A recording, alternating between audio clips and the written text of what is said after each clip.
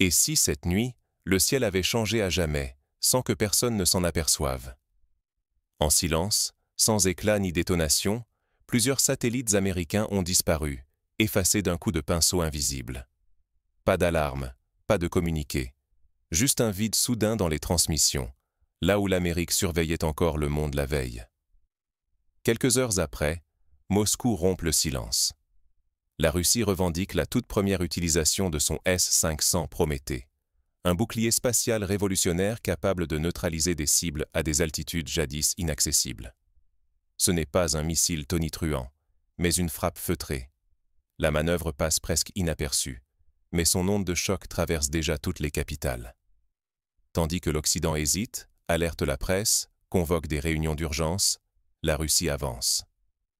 Là où l'on attendait une confrontation ouverte, elle impose une règle nouvelle. Le pouvoir ne se proclame plus, il s'exerce en silence. Cette opération bouleverse l'équilibre fragile de la domination spatiale. Hier encore impensable, la perte de satellites américains en temps de paix est aujourd'hui réalité. Ignorer ce signal serait fatal. Dans un monde où chaque paiement, chaque navigation, chaque information dépend de l'espace, perdre la maîtrise des orbites, c'est perdre le contrôle, et peut-être la sécurité. Derrière la discrétion russe, c'est notre avenir numérique, économique et stratégique qui vacille. Mais comment en est-on arrivé là? Remontons à l'instant où tout a basculé. Pour comprendre l'ampleur de cet événement, il faut revenir aux heures qui ont précédé la disparition des satellites. C'est là que commence le basculement. Pendant des décennies, l'espace restait le terrain de jeu de quelques superpuissances. Les États-Unis régnaient sans partage sur les orbites, leurs satellites tissant une toile invisible qui assurait leur suprématie militaire, économique et technologique. Mais quelque chose vient de basculer dans le silence. La Russie a révélé, presque à voix basse, l'existence concrète du S-500 Prométhée. Ce système, longtemps réduit à des rumeurs et à des images furtives, s'est soudain imposé comme une réalité dont plus personne ne peut douter.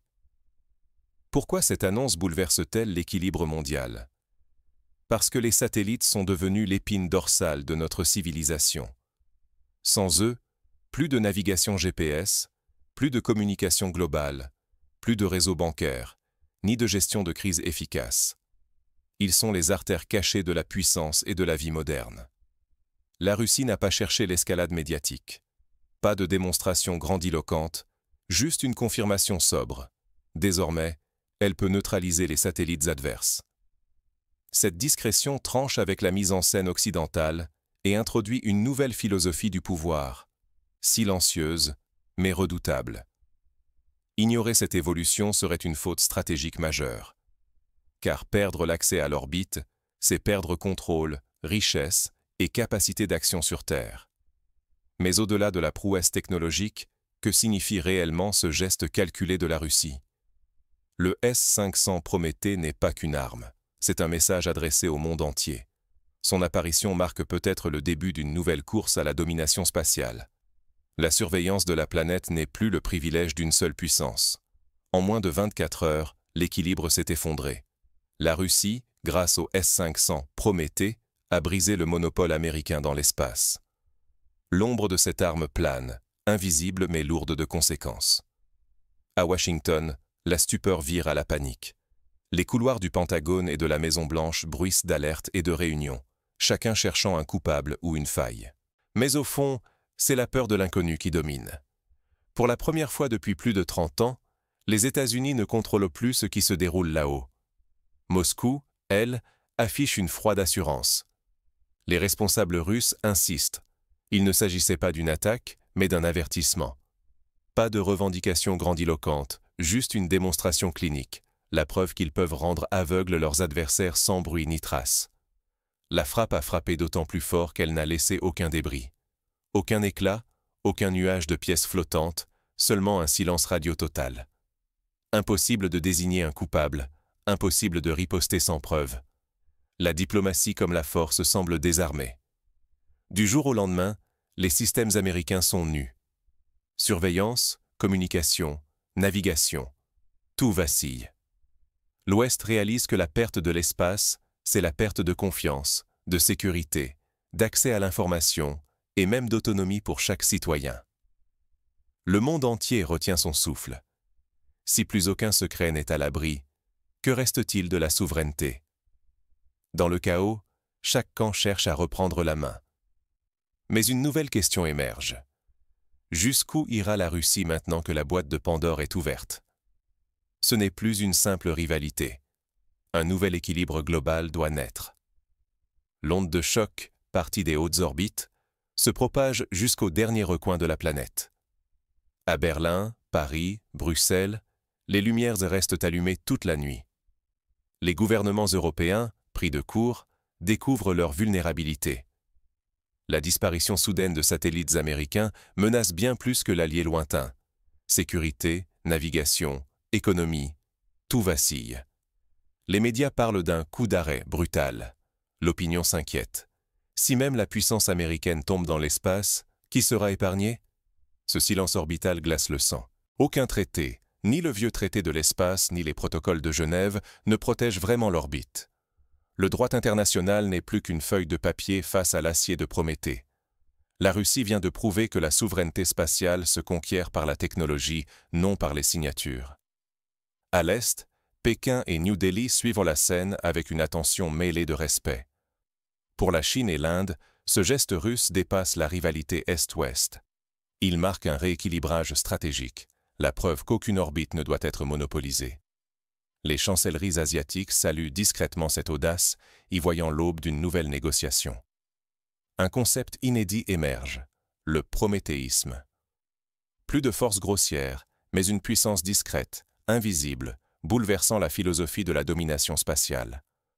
Moscou n'a pas menacé, elle a réécrit la règle, prouvant qu'un geste feutré suffit à inverser l'ordre du monde.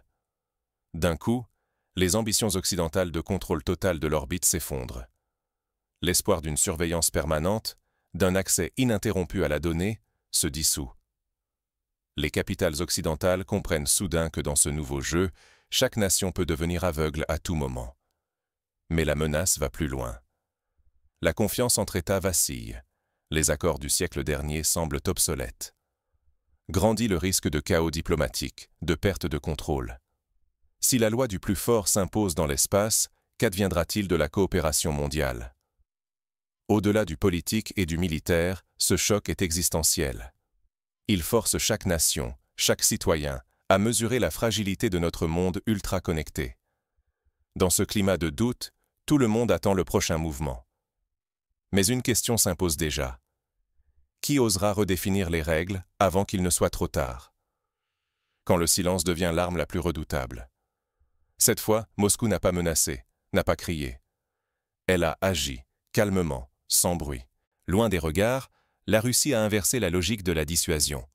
Plus de grands discours, seulement l'acte discret qui parle pour lui-même. Le vrai pouvoir ne tient pas à la technologie la plus avancée, ni à la quantité d'armes. Il réside dans le courage d'agir au moment clé, sans chercher la gloire. Prométhée, l'opération, incarne cette force muette, une frappe sans annonce, sans éclat, dont l'écho résonne plus fort que 1000 communiqués. Le ciel reflète désormais les tensions de la Terre. Ce n'est plus le terrain de jeu de quelques superpuissances. Chaque nation qui observe, hésite ou craint s'y voit désormais exposée. La perte de quelques satellites ne relève pas que de la technique. C'est un signal. Chacun doit repenser sa souveraineté, repartir de zéro. Prométhée n'est pas un nom choisi au hasard.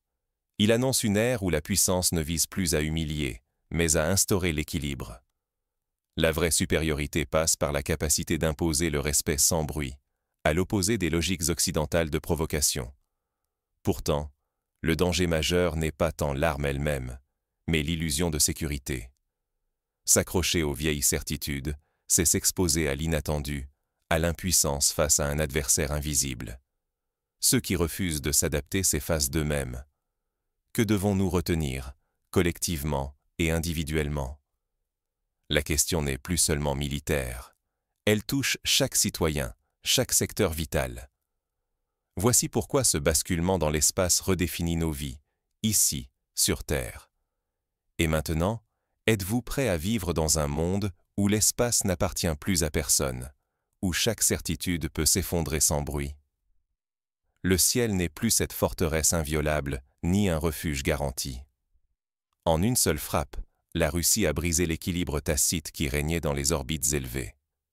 Ici, la puissance ne s'affiche plus par la force ouverte, mais par la capacité à imposer sa volonté dans le silence, loin des regards et des alertes. En une seconde, l'espace est devenu un territoire incertain. Nos satellites, sentinelles invisibles de la vie moderne, peuvent désormais disparaître en silence, effaçant navigation, transactions, communication. Le pouvoir change de main. Il appartient à celui qui sait se taire, agir sans trace, frapper sans déclaration.